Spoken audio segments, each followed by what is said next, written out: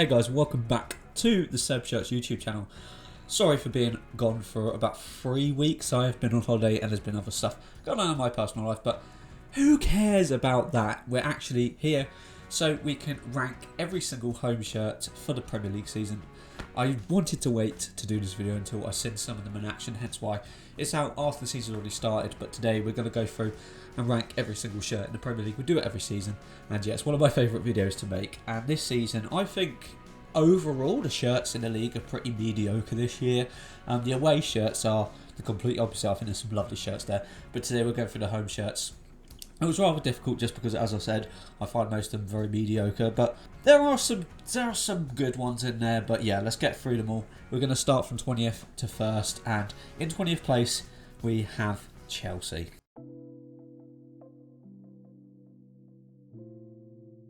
So yeah, I've got Chelsea's home shirt bottom, and if you've been around on the channel over the last few weeks, you'd realise I absolutely hate this shirt. It is supposed to be fire. This is anything but fire. The only fire that should be with this shirt is whoever designed it should be fired. I think this is one of the worst Chelsea home shirts of all time. Really don't like this one at all. It goes in hand with the Basel shirt, which I described as the Guy Fieri shirts. Yeah, horrific. I think this is one of the worst in the league. For me, the worst Chelsea home shirt of all time. Absolutely horrendous. It's a 0 out of 10. 0. This shirt is diabolical. In 19th, we have Brentford, and this placed really low last year as well. They've kept the same shirt for 2 seasons in a row, which I like. It saves some fans money. Granted, you don't have to buy the shirt, but I like the fact that they've gone retro in that aspect of keeping the same home shirt 2 seasons in a row. Very normal in the 90s, but once again, this shirt I really don't like. I don't get that gradient in there. Gradients do work on shirts, but in my experience, not a lot. I do like the odd one, but I think the gradient in the shirt really doesn't work well at all. I did go through this last year why I didn't like it. Going down 1 out of 10, second worst shirt in the league. Sorry, Brentford. At 18th, we have an absolute abhorrent home shirt. It is the Liverpool home shirt. And once again, Nike, this is horrendous. The collar, the patterns of the shirt, nothing works for me. I do like a Liverpool shirt with some yellow in there. That's the only bit I actually like about the shirt. Apart from that, I think this is absolutely shocking. It's one of the worst Liverpool home shirts I've ever seen in my life. Once again, Nike have really missed the mark on this one. I've not heard one person say one thing good about this, and I've got to agree with them. This is a solid 1 out of 10 again. I think this is horrendous. I really don't get what was going on in the boardroom when it was decided for this. Yeah, I know maybe they're trying to match their aspects for this season and go mediocre, but yes, this is horrendous. Another 1 out of 10. Up next, we have Leicester City, and yeah, this is just boring. It is a Leicester shirt, but they've literally got the base Adidas template, a blue shirt, and they've slapped a Leicester badge on. They don't tend to get very exciting shirts, but this one, for their return to the Premier League, is just boring. I think it's going to be the same as the season. I think they're going to go down, and they're going to go down looking very boring as well. So the only aspects on the shirts I like is there's some patterns on the side of the shirt, but yeah, really boring effort. Adidas have just given the bare minimum to Leicester this season, and it's a 3 out of 10. Just absolutely boring. So 16th, this is probably going to prove unpopular with some people, but I've got Crystal Palace. Yeah, I really don't like this shirt at all. So the way they've made their stripes this year is with the Crystal Palace badge and then a kind of spray paint effect over the top to make the red stripes. Yeah, I don't get what Macron was thinking here. This is going to be a Marmite shirt. I think you'll either love it or hate it. I know some people that actually think this is really good. I like the fact that they've gone out there and tried something different. There's not a lot you can do with changing tees with stripes traditionally. There's only a limited things you could do, but I think they've aimed for the moon with this one, and most of the time you'll make it to the stars at least, but this one you've completely missed and gone into a black hole. 3 out of 10. In 15th place, we have Fulham. Once again, Adidas has just gone, here, I'll have a plain shirt, and the only thing Fulham about it really is the black stripes on top and the red down at the bottom. I'm not a big fan of this Adidas template, as I've said in previous videos. I think this is just boring. There's been no effort made to put into the shirt whatsoever. The only difference is it's got a nice collar, I suppose. Once again, it's just a bit boring. It's just a bit boring. I think Fulham are actually going to have an underrated season. I think in the transfer market they're having a pretty good time. They've just got Anderson in from Crystal Palace, which I think is an absolute steal as well. But for a shirt, very boring. For let's be honest, a very boring club. They don't tend to do anything. They're a bit of a yo-yo club, and this shirt isn't very exciting whatsoever. 3 out of 10. In 14th, we have Arsenal's North London rivals in Spurs, and it's just a Spurs shirt. I think Spurs have been cursed, not just with winning nothing, but they once again are going to win nothing in this one. They just, as I said, they've been cursed with, they wear a white shirt, there's not a lot you can do with it. I think it's much better than last season. Usually when Nike really don't put much effort into Spurs shirts at all, they just tend to get a completely blank white shirt. So at least I like the cuffs here. But yeah, it's not exciting, is it? It's not the worst. I'll probably say a 5 out of 10. I think it's alright. We're coming into the region of the list where we've moved past the bad shirts, and these ones are just alright. It's a Spurs shirt. 4 or a 5 out of 10. Up next we have Nottingham Forest, and once again it's not bad. Like, we obviously, I've just said in the list we got to the region where it's not that bad. I do like some of the patterns going through the shirt. I think these shirts are better than the Macron shirts, but once again not much effort put in by Adidas here. Basically just a red t-shirt with some patterns in the background. It's a Nottingham Forest shirt. The thing is, you're not going to look back at this very fondly unless Nottingham Forest do something mad in it. But bit forgetful, but yeah, if someone went to you and went, this is the shirt from like 2 seasons ago, I don't think you'd think they're lying.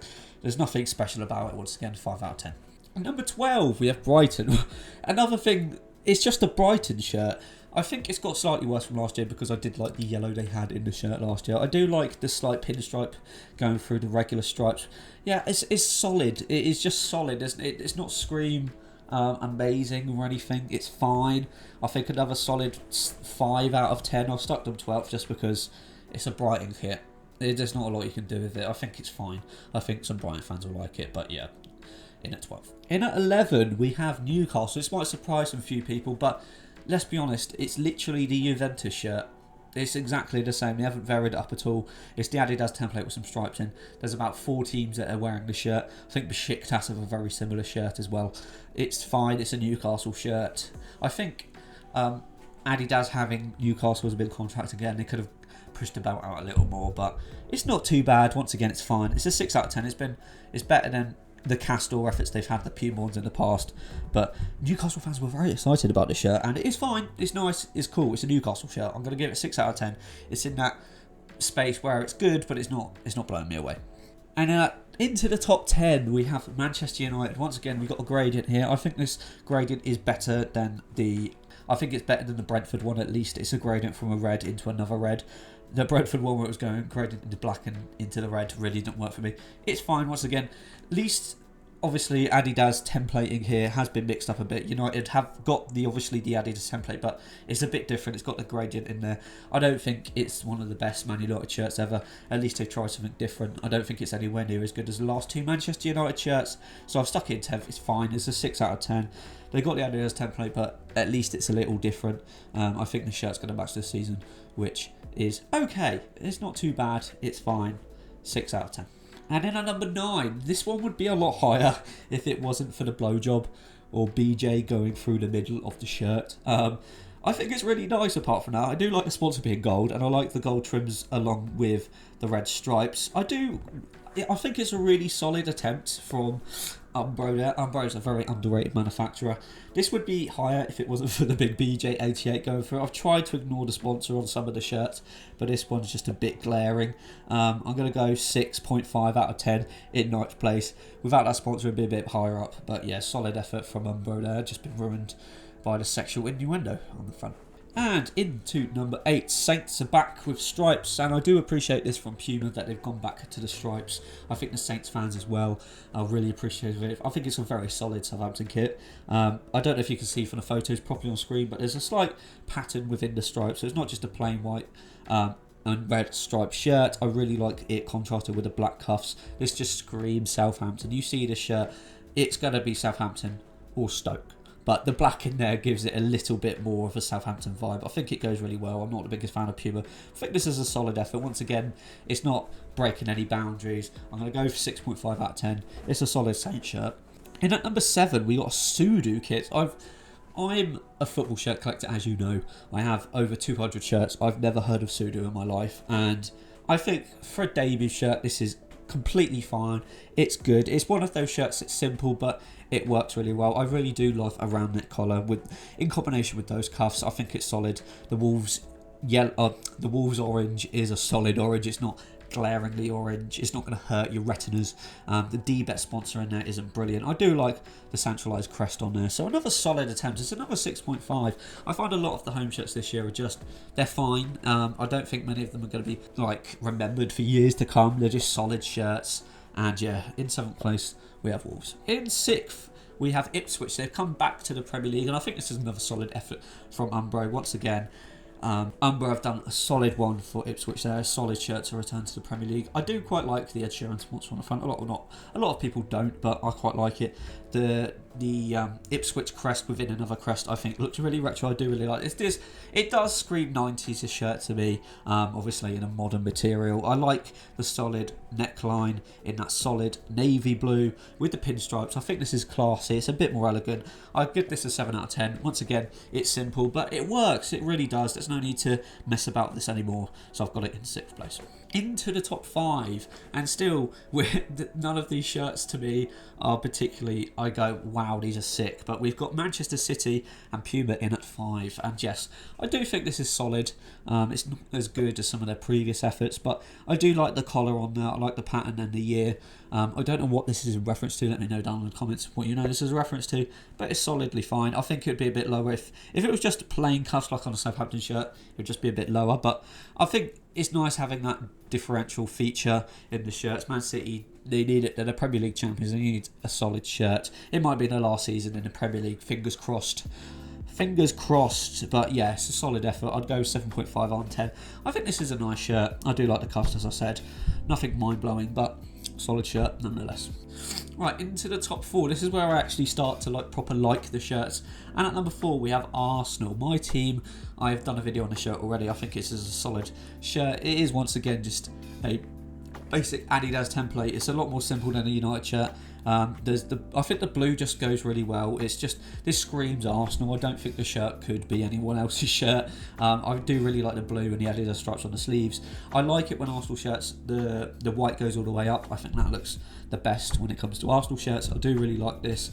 Gone back to the retro crest on this one as well.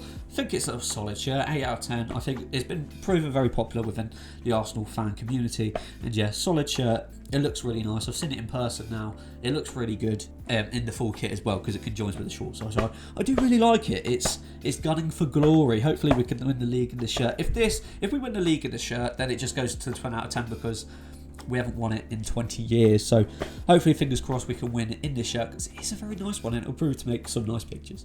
And in 3rd, this might surprise some people, we've got a Castor kit. Castor, since they've started making kits, have been fairly unpopular. The shirts fall apart more than Arsenal's title charges. So their kits tend to fall apart more than Liverpool's title charge did last season. But we have Everton in 3rd. I do really like this. It's a combination of modern and retro. The pattern in the background is a nod to their shirt in the 90s. I can't remember exactly which one I've up on screen. But in combination with that collar, I just love a striped collar like that. It looks really nice. It's really classy.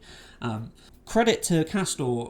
Most people shit on Castor because most of their shirts are SHIT, but this one is solid. I think it's really nice. The last season in Goodison, they needed a good shirt, and yeah, I do really like this. This is probably an 8 out of 10, and let's get into the top 2 shirts. At number 2, it's Umbro with West Ham. You might see the theme that I really love, like retro looking shirts, and this is just a class number.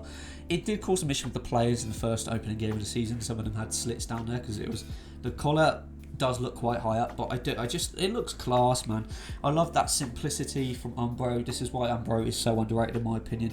None of it is mind-blowing particularly, but yeah, you can't knock it. The combination of the collar, the stripes in the collar and the neckline, this just screams West Ham. It's a class shirt. I'm going to go 8.5. It's not blowing anything away, but in comparison to a lot of the other shirts, I think there's nothing. The top 2 shirts here, there's nothing I would change about them, hence why they're top 2. But number 1, we have another claret and blue shirt. Every guess now. It is the Aston Villa shirt. I think this is absolutely class. Once again, I've put these top two just because personally I don't think there's anything in there I'd change. I think for an Aston Villa shirt, their first ever shirt of Adidas, I think this is perfect. They've even remodelled the whole Aston Villa store. I don't like Aston Villa. They're my team that, like, as an Arsenal fan, I should not, like, have any remorse towards them whatsoever, and it's not to do with Unai Emery or anything like that. I've never liked them, even growing up. For some reason, it's just I don't like them. But I think they've got a real. It's just class. It screams Villa to me. That collar there, I think, looks absolutely lovely. It's not like they haven't gone over the top about it. To me, yeah, as I've said, there's physically nothing I'll change about the shirt. So it's a 10 out of 10. It's the perfect Aston Villa shirt, I think. Yeah, it's been proven very popular with the fans. I don't blame them. And yeah, absolutely class. So yeah, there you go, guys. Let me know down in the comments what your thoughts are on this year's shirts. Overall, I think they're fine, most of them. They're just not blowing anything away. But wait until we rank the away shirts. There's a lot better shirts in there. I think overall is a stronger package. It was quite hard ranking them just because most of them are actually quite nice. But yeah, thank you guys for watching today's video. I've been uploading to TikTok recently every day. So if you do want to see my face every day, head over to TikTok. And yeah, thank you guys for watching once again. TTFN, peace out.